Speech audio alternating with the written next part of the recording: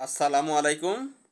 বাংলাদেশের রাজনীতিতে নতুন শক্তির আবির্ভাব, একে আমি শক্তিই বলবো, কারণ তাদের আত্মপ্রকাশ অনুষ্ঠানটা বেশ ভালো করেছে, ভালো হয়েছে। অনেক মানুষ তাতে অংশগ্রহণ করেছে। এই থেকে রাজনীতিতে কি পরিবর্তন আসতে পারে? বাংলাদেশে আমি মনে করি আজকের পর থেকে রাজনৈতিক সংস্কৃতি কিংবা রাজনৈতিক চ্যালেঞ্জ আরও বেড়ে গেল অন্য দলগুলোর জন্য। বিশেষ করে যারা এই তরুণ সমাজের ভোট প্রার্থনা করে, তরুণ সমাজের ভোট প্রত্যাশা করে এবং ক্ষমতার যাওয়া না যাওয়ার একটা অগ্রণী ভূমিকা পালন করে হচ্ছে এই তরুণ সমাজ। সেই তরুণ সমাজকে নিয়ে যে দলটির আজকে আত্মপ্রকাশ ঘটল, এই দলটি নিঃসন্দেহে বাকি দলগুলোকে ক্ষমতার রাজনীতিতে চ্যালেঞ্জে ফেলবে। এখন কি করা উচিত? বিএনপি সহ অন্যান্য দলগুলোর রাজনৈতিক সংস্কৃতি পরিবর্তন করা উচিত, রাজনৈতিক কৌশল পরিবর্তন করা উচিত এবং এই ছাত্রদের প্রাধান্য দিয়ে, এই তরুণ সমাজকে প্রাধান্য দিয়ে এবং ২৪-এর আন্দোলনকে প্রাধান্য দিয়ে জনগণের চাওয়া পাওয়াকে বুঝে পরবর্তী পদক্ষেপগুলো নেওয়ার চেষ্টা করতে হবে এবং যে পুরাতন সংস্কৃতি আছে, যে পুরাতন রেওয়াজ চালু আছে, যে পুরাতন লুটপাট অনিয়মের সাইকেলটা রয়েছে, সেগুলো ভেঙে ফেলতে হবে। নতুনভাবে নতুন বন্দোবস্তে রাজনীতি করতে হবে।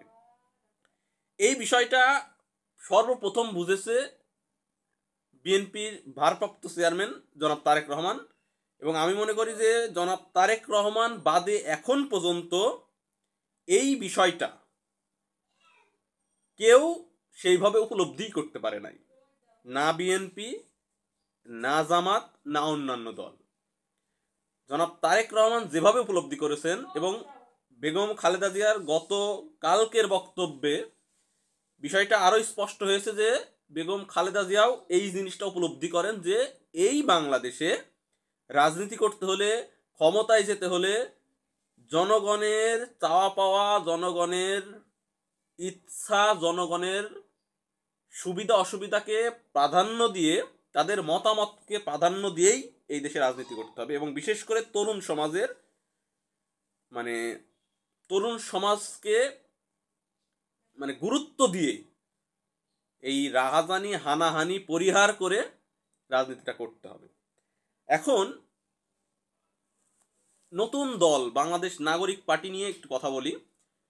সেটা হচ্ছে যে এই রাজনৈতিক দলটা তৈরি হলো এমন একটা সরকারের আন্ডারে, যে সরকারটাকে তারাই নিয়ে এসেছে, এই সরকারের প্রধানকে তারাই সিলেক্ট করেছে। এখন আপনি বলতে পারেন যে এখানে সমস্যাটা কি। আজকে এক উপদেষ্টা বলেছে যে জুলাই আগস্ট আন্দোলনের মাধ্যমে যে নেতারা আবির্ভাব হয়েছে, তাদের নেতৃত্বে দল কিভাবে কিংস পার্টি হয়।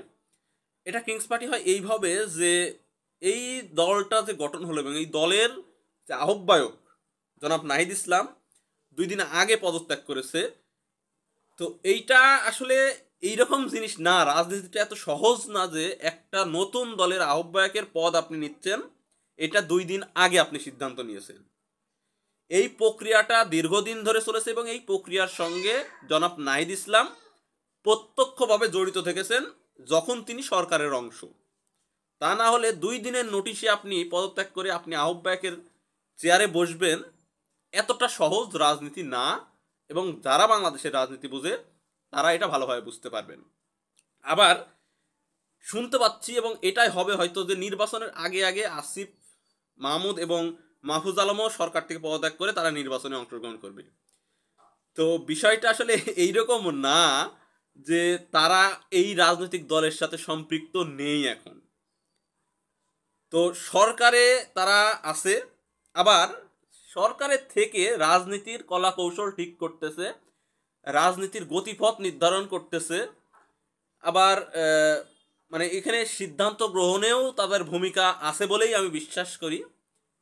তো এই দলটি যে সরকারি সুবিধা নিচ্ছে না কিংবা সরকারি গোয়েন্দা সংস্থার তথ্যসমূহ ব্যবহার করছে না, সরকারি রিসোর্সগুলো ব্যবহার করছে না, এর নিশ্চয়তা দিতে পারেন না। এবং এটা আমি দৃঢ়ভাবে বিশ্বাস করি যে জনাব আসিফ মাহমুদ এবং জনাব মাহফুজ আলম এই দলের সাথে মানে প্রত্যক্ষভাবেই জড়িত। সো এই দল যতটুকু এখন সমালোচনা আছে, এই সমালোচনাটাকে ওভারকাম করে তারা যেন কিংস পার্টি তকমাটা পার্মানেন্টলি না নেয় এবং এই তকমার যে অভিযোগ, এই অভিযোগ থেকে নিজেদের বের করে আনতে পারে, সেজন্য তাদের জন্য শুভকামনা রইল। আশা করি রাজনীতির মাঠ জমজমাট হবে এবং বিএনপি তার রাজনৈতিক কৌশল দিয়ে এই দলের সঙ্গে একটা সুষ্ঠু রাজনীতি বাংলাদেশে প্রতিষ্ঠা করবে, এই আশাবাদ রাখি। ধন্যবাদ।